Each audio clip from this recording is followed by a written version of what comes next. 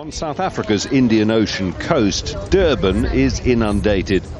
Up to 25,000 people have descended for climate change talks, some to participate, others to apply pressure and protest.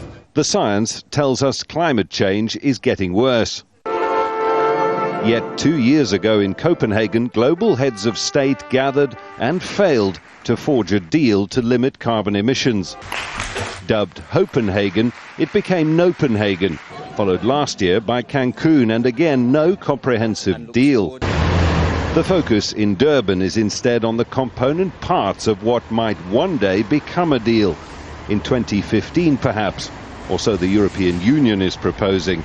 At the moment, if you add up all the pledges that have been made and compare them with where we need to be by 2020, we're about halfway. In the meantime, harmful emissions are going up, while political will, especially in the developed world, has come down.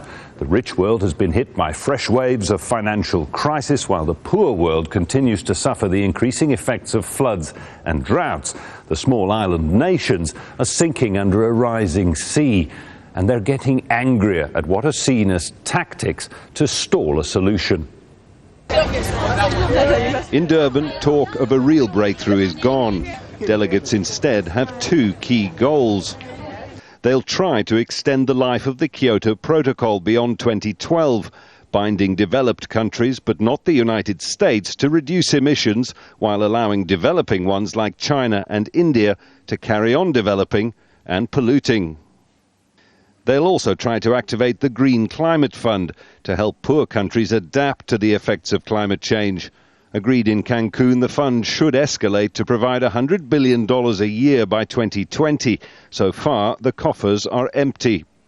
The obstacles that we see coming up the most rapidly really come from a combination of resistance in the United States to take forward any kind of further action and a considerable complexity and nervousness around what sort of commitments developing countries might take on in the future.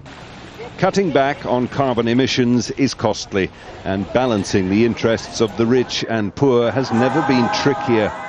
Climate summits aren't best known for calm heads and sensible discussions. Durban looks set to be no different. Jonah, Al Jazeera, Durban.